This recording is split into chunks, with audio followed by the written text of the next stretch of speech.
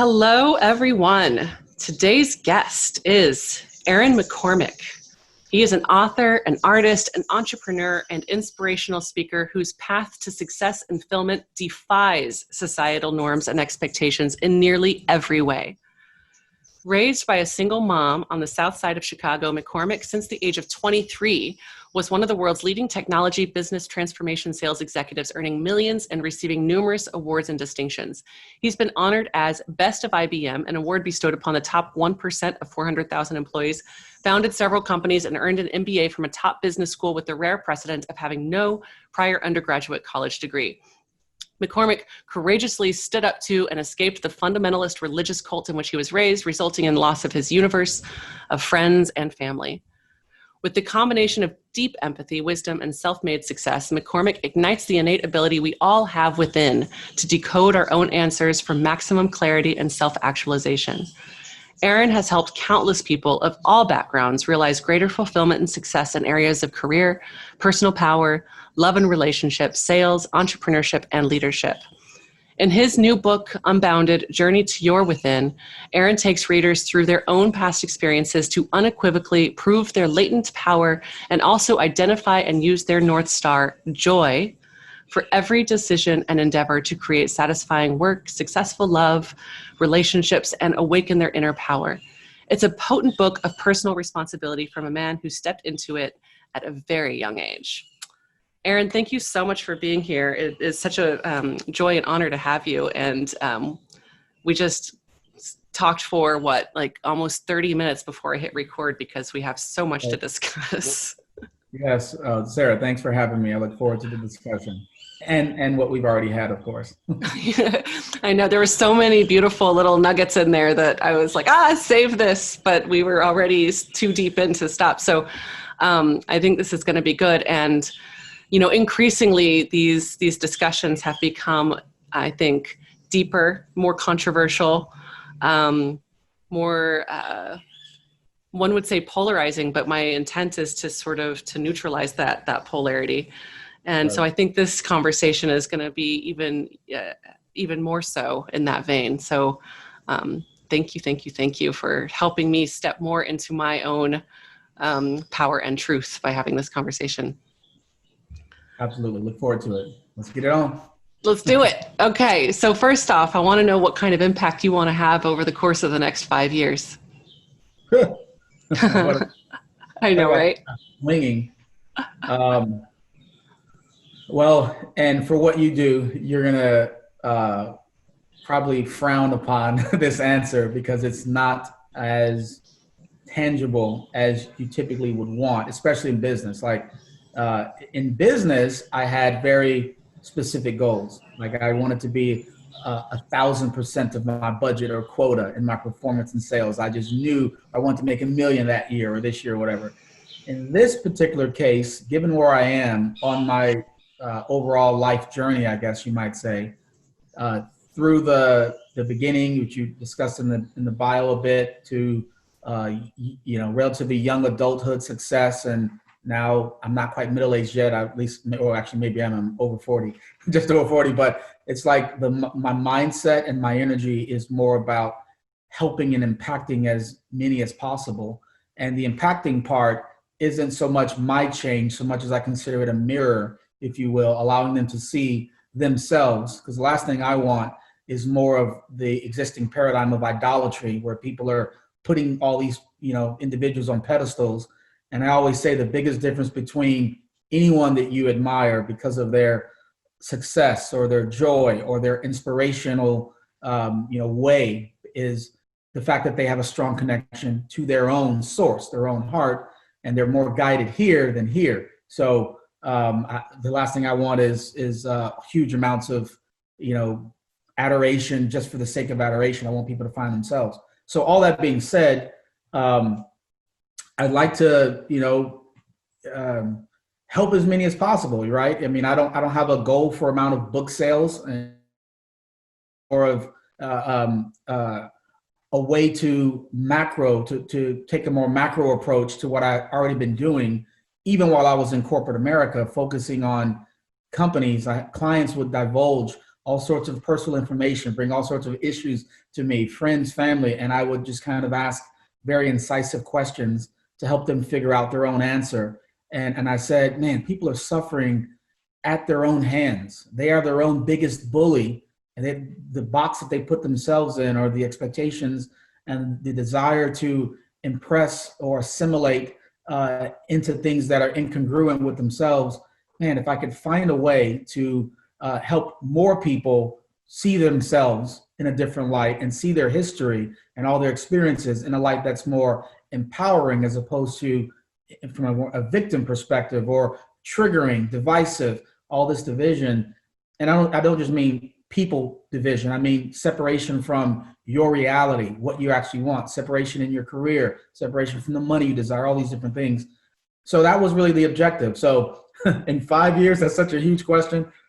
I couldn't answer that. And that's rare that I can't answer a question. That's because that's a very finite question, and I'm extremely fluid, I guess. At least that's you are an infinite being. So why limit your impact to 5 years, or answer, not just 5, or this world, or limit it to a result? Like there's not a number that I can put, or a specific objective. In fact, if I had my way over the next 5 years, then I wouldn't even really be measuring anything about my impact, because the rest of the world will already be seeing themselves. We'll all be ascended a bit. Ascended meaning not esoteric woo-woo stuff, but I mean, like, you know, if you put us all on a biofeedback machine individually, this is a real machine, like an EKG, and you flash a picture of your dog or your child or something you love, your vibe goes up. You flash a picture of something that scares you as a child, or even now, the vibe goes very low. So when I speak about ascended, those that are very literal assume that's esoteric woo-woo speak. They're like, oh, here we go with human ascension stuff. But no, this is a very grounded scientific thing. If we're all in a higher vibe, where we're less, deluded into chasing things and feeling things and being divided on things, then there won't be any need to measure where I am and what I'm doing in relation to trying to help the world see themselves. They already see themselves, we'd be great. And I'll just be measuring how happy I am enjoying raising babies and getting old. I freaking love that. And, you know, it's interesting because after everything went nuts in February, March, well, everything was already nuts, but when things came to the surface a lot more, I changed that question. I was like, what kind of impact do you want to make in the world in the next 5 freaking minutes? Because that's all we know right now. You know, it's just everything is very present. And so, yeah, I completely agree. In 5 years, I hope that we're not talking about what kind of impact we want to make in the world, because we're all going to be sovereign and, high vibration. But maybe, you know, your impact over the course of the next 5 minutes or the next 5 weeks or the next 5 months is to help raise the vibration of the planet, you know, through your work with humans. And 5 years has almost become sort of an obsolete number.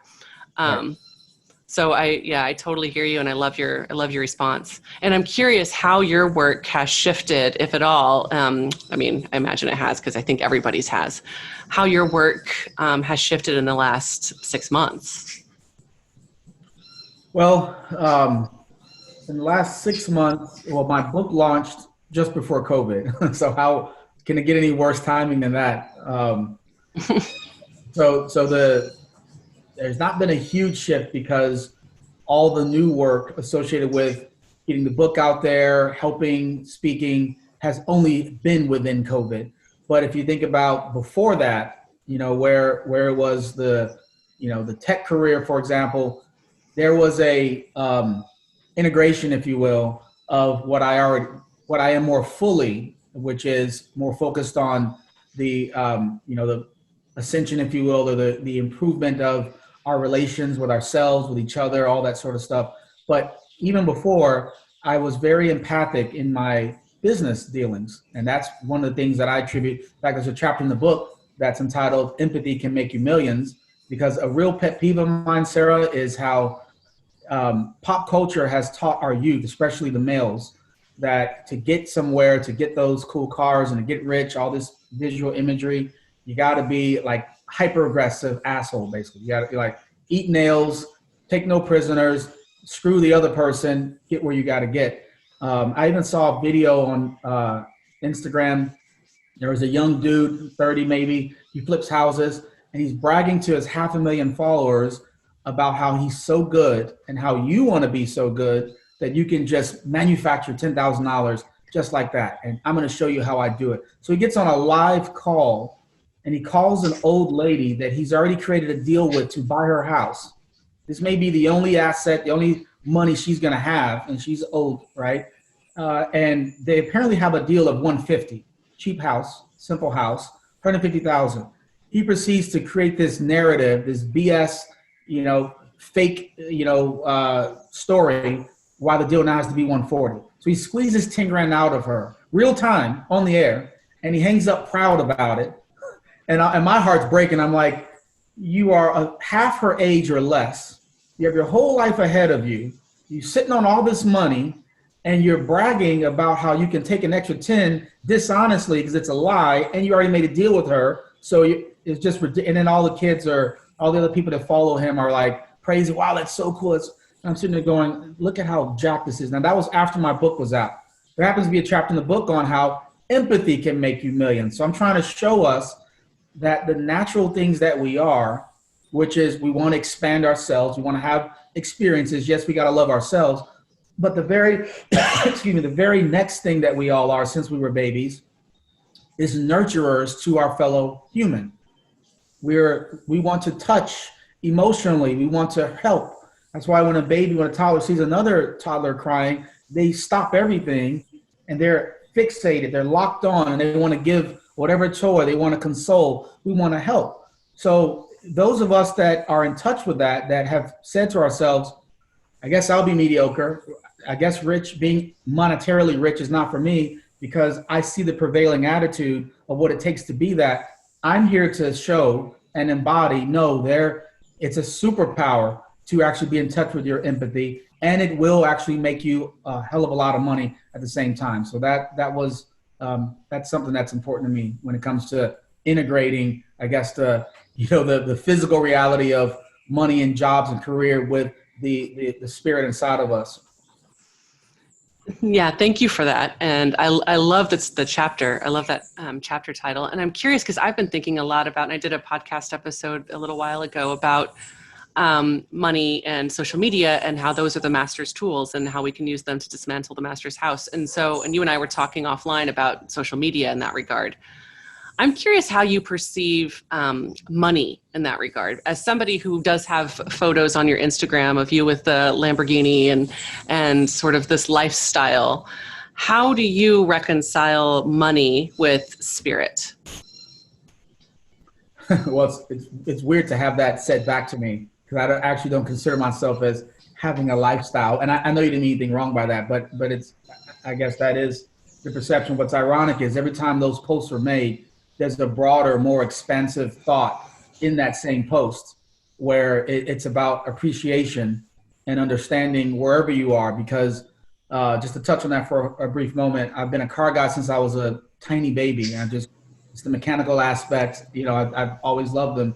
And I'm just as happy, and I talk about this even in these posts, with a Lamborghini as I was. In fact, I was more happy because of my state of evolution, if you will, with some $15,000 car back when I was 21 or 19 than a $300,000 car when I'm 35 or 40. But I view money as energy, like everything else, because everything actually is. So if we just go very grounded, scientific for a moment, all things are matter, right? We learned this, sixth grade science? Everything is matter. Yeah. Everything is vibrating. Everything is energy. Everything is matter. So money is energy, and it is, it has been used to become the primary focus. And I've learned at a very young age when I was like 19 when I got my first house. And at the time I had a Nissan 300Z. I had a Honda Accord as the daily car and a Lexus GS 300. I was 19 going on 20, and I had a single family home. I was a little old man, right? And I remember into that, and this is the south side of Chicago where, black folks are even less likely to have things like I just mentioned. So technically I'm living the American dream. And I remember 6 months into that, realizing that the house that I was so excited to have, which really it's ego excitement, right? It's kind of internal chest pounding, look what I did sort of thing. And I remember thinking, if this house was $10 million on the edge of a cliff, overlooking the ocean, whatever, it would have equally gotten old to me. And that Z, the Nissan Z that I saw these commercials on and I read magazines about and I, wished I could have, if that were a Ferrari, it would have also gotten old to me because I once thought these were so great. So it was hitting me even at 20 or 19 or 20 that it doesn't matter how big the item is, it still is a thing that gets old and it doesn't really fulfill you. So at a very young age, I knew this, and I would, just like something elastic, I would go from a really high end car, and I'd say to myself, what the hell do I have this thing for? It's kind of wasteful, but and I would go down to like a really cheap car. I would kind of do that, Yeah. Throughout my history. So, the money is energy like anything else, and the focus on it is not going to get you what you want. And what I mean by that is, you focus on it too much, you either won't get the money, believe it or not. Now, there are some that are so ambitious, that's all they care about, and they get it. But what's interesting is that a lot of the stories you hear, including mine, where I just wanted to make a normal, decent living, because I was raised by a single mom. So when I'm 12 years old, I would meet an older man and I would be curious, what do you do? I just wanted to get a wealth of insight as to what everybody did just to make ends meet, to have one vacation a year and not be struggling, as it were, as my mom did a lot of our life. And so that was the focus. So 50 grand was all I wanted to make as a kid. That was my number. I had no idea I'd be making hundreds of thousands and even the 7-figure years, that kind of thing. But my focus wasn't that. So that story, Sarah, along with others that I've heard, and if you do your own research on self-made people, they actually don't focus on the money when they're self-made. They focus on the craft or the thing that they're doing or the mission they're trying to solve, and the money also comes. So the point is, focus on it. You don't get what you never get what you want if you focus on it. I'll explain that. That means either you won't get the money because you're so focused on it and that energy keeps pushing it further away from you, or you do get the money and it's unsatisfying. Exactly. Completely unsatisfying, because that is all you focused on. So you still end up unfulfilled, unhappy, and people wonder why you're depressed when you seem to have it all, or why you're suicidal because you're focused on the wrong thing. Absolutely. I completely agree. To me, I think of money as energy, and as it's, and I am a channel. I'm a channel to move that particular energy in different directions, whether I'm passing it along to my team, whether I'm investing in local artisans where I live. To me, it's just a one form of abundance. And I love that you're focused on joy and having, I feel like, the intent behind nearly everything I do to be the highest vibration emotion we can have, I think, which is joy, love, and those sorts of things. So if money is a tool for joy and love, then let's do it. Right. I agree. I love that. So what kind of people do you feel like resonate with you the most? That's a great question. Since like attracts like, because that's what energy does. It's an energetic rule. I'm naturally drawn to people that are aware of their sovereignty, meaning they're not victim in any way. They recognize their ability to make their own decisions, have their own free thinking. And if they think here, then all of our thinking becomes constructive to ourselves and to each other. So I tend to be repelled by, in terms of personal wanting to associate with, negativity, critical for the sake of critical sake, if you will. But at the same time, I attract that because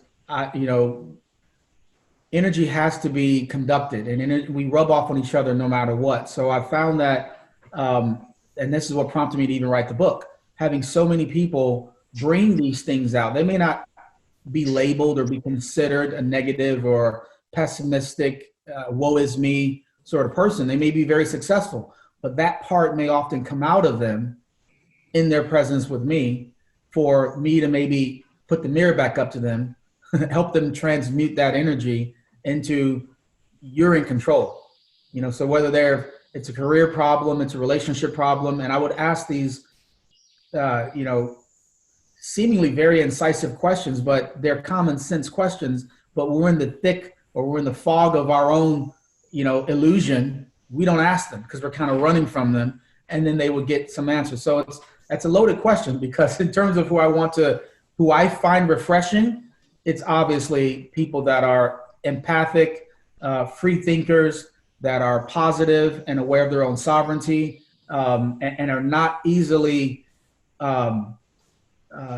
dissuaded away from the truth. So whether that means media or societal narratives, they're anchored to something. That's who stimulating conversations happen with. That's who I enjoy the company of, who I'm refreshed by, because it shows me a mirror. We all like to occasionally see our own mirror because it's validating for our own journey. That's why I say misery loves company. In some ways, that's a negative context. But the point is, to see that shows me I'm not the only one that vibrates this way.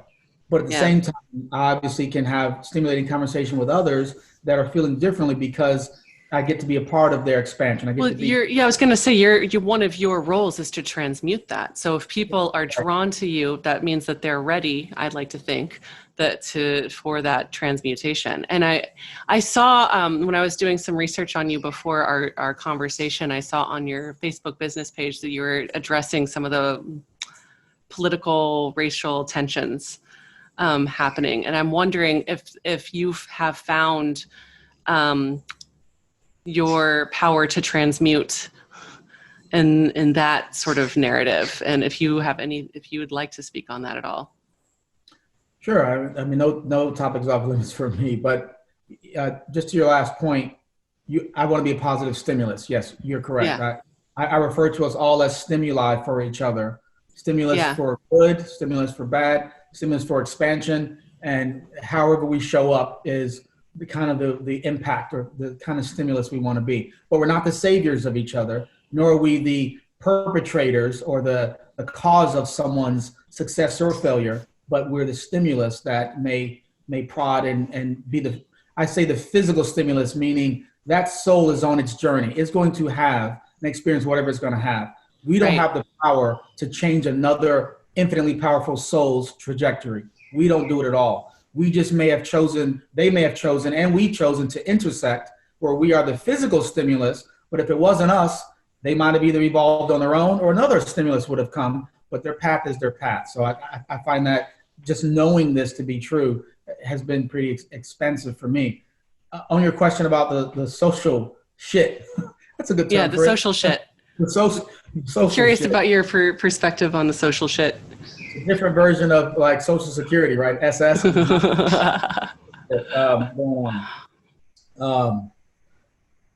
It's a slow process. Just like everyone is slowly waking up to the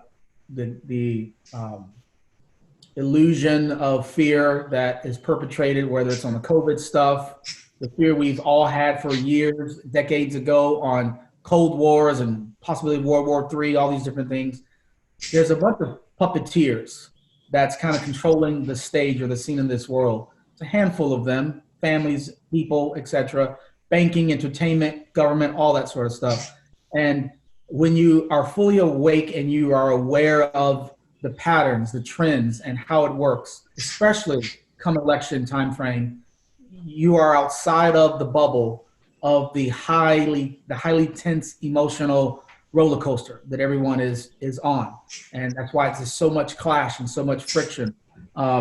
So it's a great opportunity for you to, I guess, subconsciously be transmuting, because your energy is different. And then to tangibly, to consciously say things that help people to kind of awaken and see the pattern. It's not about a side or another, or changing a mind. It's up to them, but it's information. So, the BLM stuff is really terrible. I mean, the biggest, if I get into what, rubs me wrong in the first place about the concept of BLM, is that it implicates that Black lives don't matter, right? If you got to say it, and I've never felt in my life that I was expendable to anybody. This is not just my own positive self-esteem and that sort of thing. I've never felt that others felt that my life was, worthless. And and the data actually shows that cops don't feel that way. And that's what's so ironic, is what's put out there in the media is an actual untruth to the real story. In 2019, there were just under 50 people that were killed, unarmed people of all races, killed by an officer. Under 50 in a country of 330 million. So right off the bat, if we let that sink in, should any business, industry, people dying be happening over that tiny of a percentage, 50 people out of 330 million?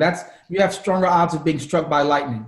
So imagine all of our behavior changing and all of our energies and our fear if you're Black. Oh, what will a cop do to me? And all this guilt if you're white.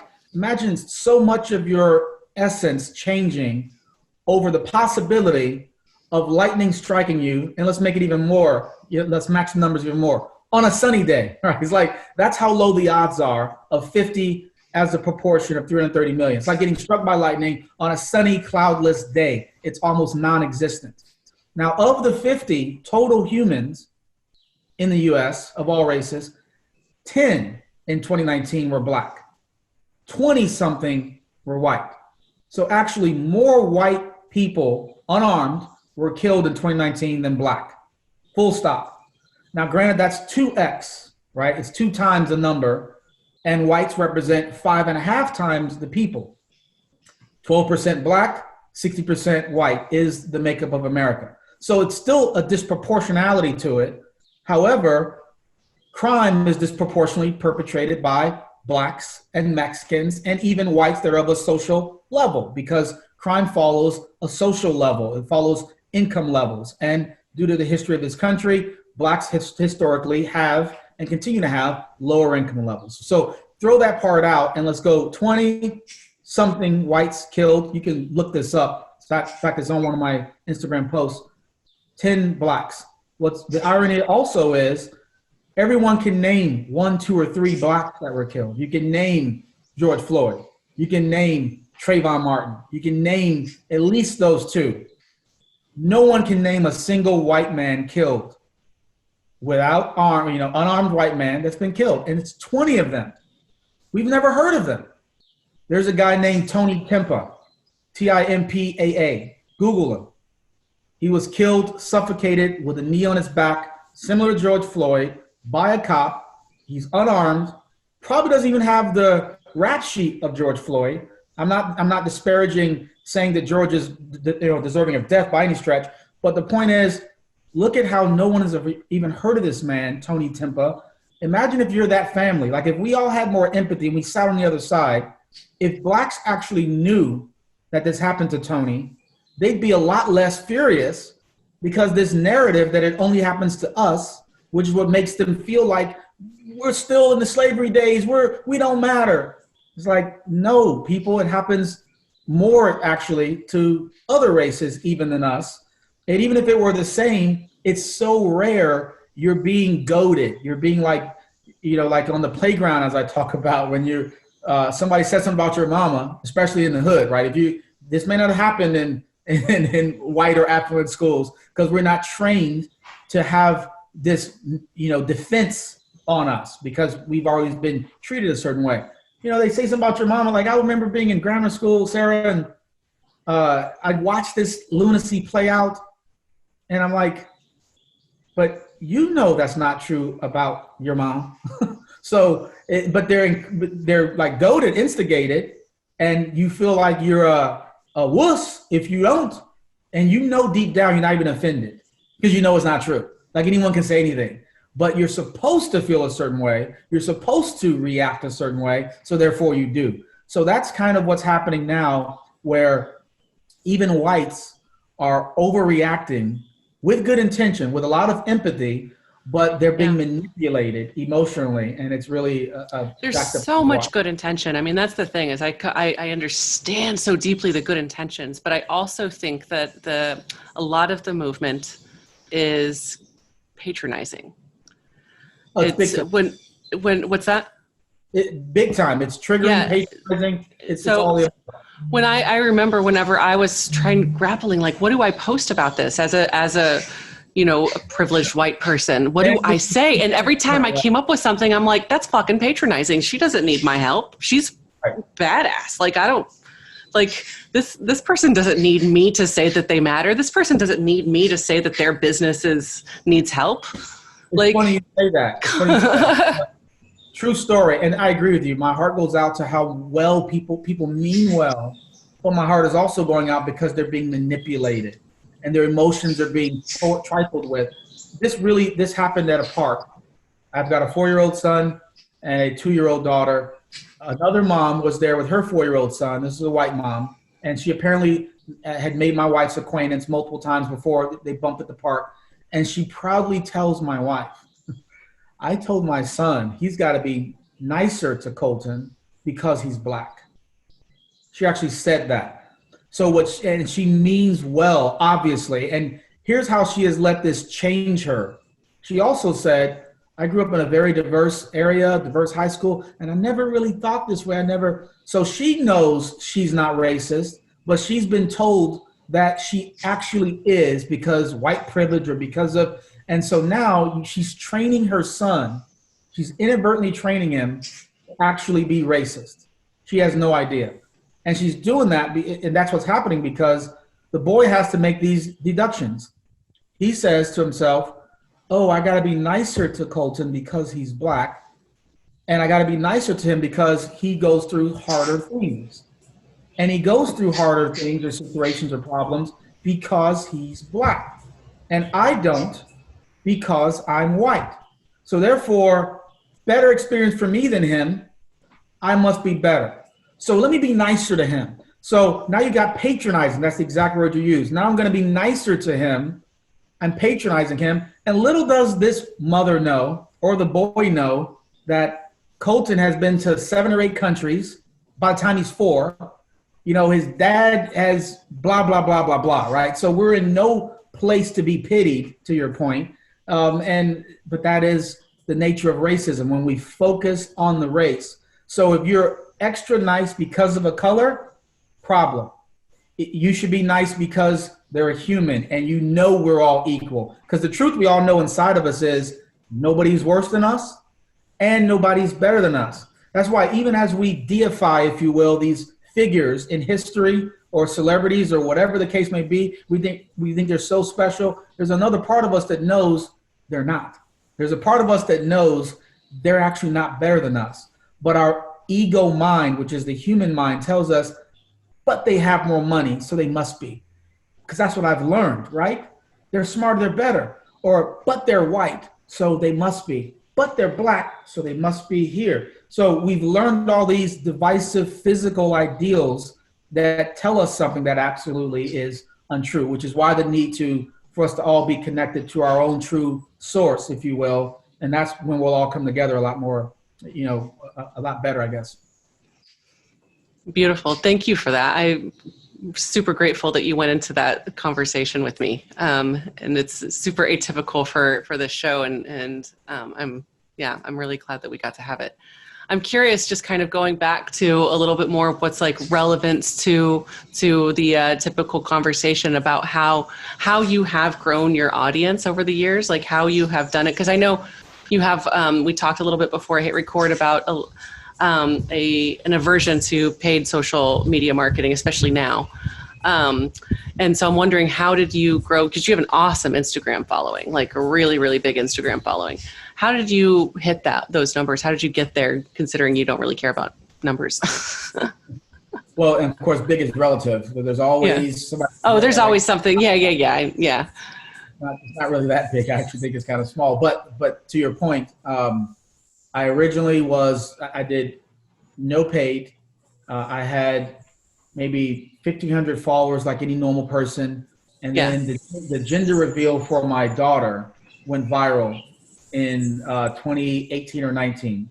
So if you scroll through my page, you might find it, but it was not intended. I mean, this was just like cell phone cameras in the backyard. The wife wanted to get the men involved, so she had her girlfriend blow dry either a fine blue powder or pink powder into the exhaust of my Lamborghini. And when I started it, it would fart a color, basically, Lamborghini fart, right? So that apparently went tens of millions, kind of viral, and then it was on Wow. Bob's TV show. They actually put it on as one of the funny videos for his videos after dark. And that took me well into the thousands, 7,000 or something like this, and lots of interesting questions about what should I do for a living from people of all sorts, which is very interesting. That was also, I was like 80%, 90% done with the book. I'm seeing all these grown people well down their road in their careers. They're accountants, they're professionals of sorts, and they're asking, what should I do? They're trying to find a stronger heart connection. And so I would give tips for kind of distilling their essence and making transition, which the book also gets into. How do you redirect your sales when you realize I'm squandering my most valuable asset, which is time, on something that I have no connection to, but I got to pay bills still. So how do you redirect? So I cover that in the book too. So that was one really big jump. And I did some Facebook ads. I would run, triggering ads that were positively expansive, that kind of made you think, critical thinking. And to some of the car guys, I ran ads for them because I'm a bit of a bridge of sorts where, some think they're following me for the eye candy of a car. This is back when I did more car stuff. That's kind of my hobby since I was a kid. But in those same posts of the cool car, there'd be something very introspective or empowering, encouraging, or empathic. And that was helping the men, if you will, to get in touch with their heart. And so I would use some of the basic interests of people to get them to come in. And that was the other way. And then I've partnered with some influencers, which I did that only once. And I wasn't too thrilled about it because there would be major influencers in other countries. And some of them may speak English, but others may not. And I don't want to just have a number of followers just to say, look at me, I got followers. I want to be able to help people. So, and I never got to start doing it with, high level US, American influencers. I just kind of, didn't want to continue doing it that way. So I stopped there. I could have kept scaling it through ads and influencers onto 150,000 to it and just play the game. But I guess something energetically has told me, no. And again, I don't know how long this paradigm of social media is going to be. I know that's where the masses are. And I know there is some good that it can do. There's also an equal, and if not a lot more bad that it does to people on an individual basis. So I don't know.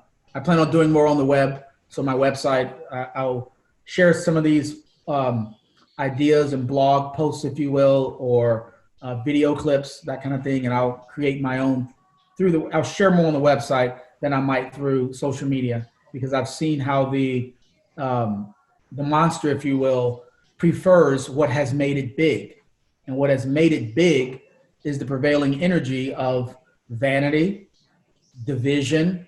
So things that are very polarizing. If you're very left, politically speaking, Democrat, Republican, especially in this energy, very COVID scared, very talking about that, or very vain, very over-sexualized, violence, all the stuff that we become addicted to, even though it's bad for us, just like we get addicted to alcohol, even though it's bad for us, or cocaine or any other drug we get addicted to, even though it's bad for us. That's kind of the state that we're in. They prefer things that are, once you're getting a certain level and a followership or whatever, they don't want continued growth of messages that are internally expansive, because that will take away a lot of this hierarchical fame and division and all these things that keep us stuck in a phone instead of living our life in the moment, in the present, in joy. And that actually hurts their bottom line. So they have a vested interest in people not awakening. So some of us that embody the kind of energy I'm talking about are tangibly suppressed. And I've been one of them, and I've evidenced it, I've proven it. And so, I'm kind of drifting away from using it as a platform. I'll share here and there. I just made a post this morning. Today happens to be International Left-Handers Day. And my wife, my two kids, we're all lefties. So wow. I just made a post about that, but I don't know how much this will continue to be the way for us, a strong paradigm for us. And I'd be curious, as I said to you offline, sir. I mean,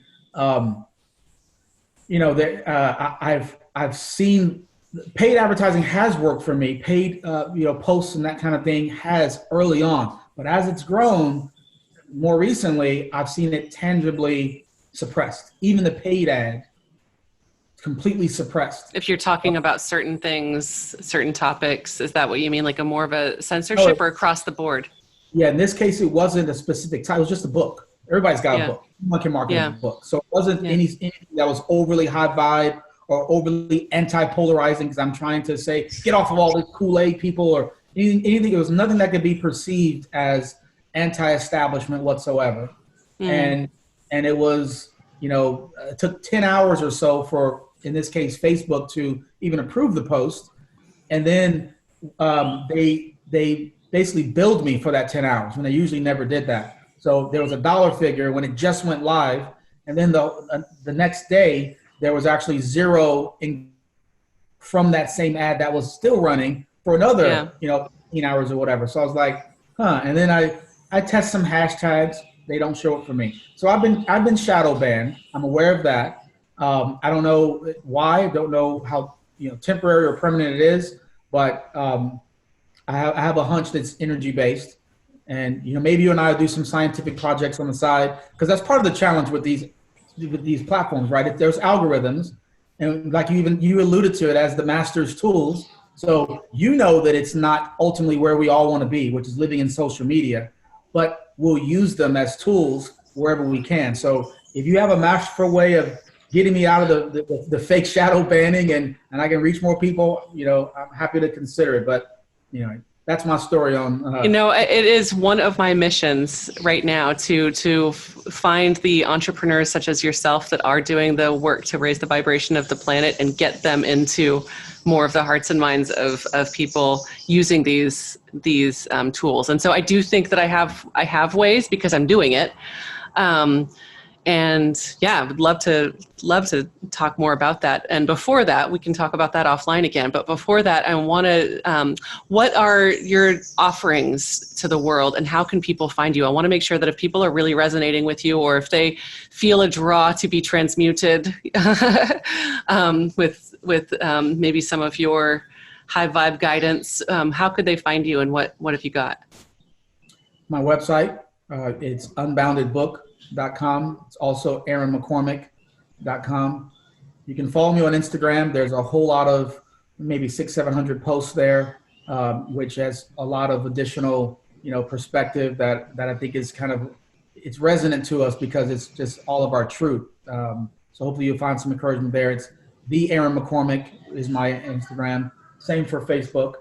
And in terms of the offerings, there's obviously the book. There is speaking. So I will speak to corporations that are either trying to get the most out of their sales organization and having always overperformed, but also with a strong degree of empathy, which is what we all crave from each other, genuine empathy. So I integrate the two: sales proficiency at the highest levels, at all levels in the organization, with heart connection. And as bandwidth allows, there's a coaching form on the site. You can fill out a form and apply, if you will, and I'll determine, depending on my bandwidth and your situation and ability to actually go through a period of some introspection, journeying to your within, if you will, to get through and around some of the things that have been holding you back. Amazing. Thank you so much for this conversation. I really appreciate it. And I hope my listeners appreciate it as well. So I'm honored, grateful, and hope this is the beginning of a continued conversation with you, Aaron. Thank you. Look forward to more. Take care.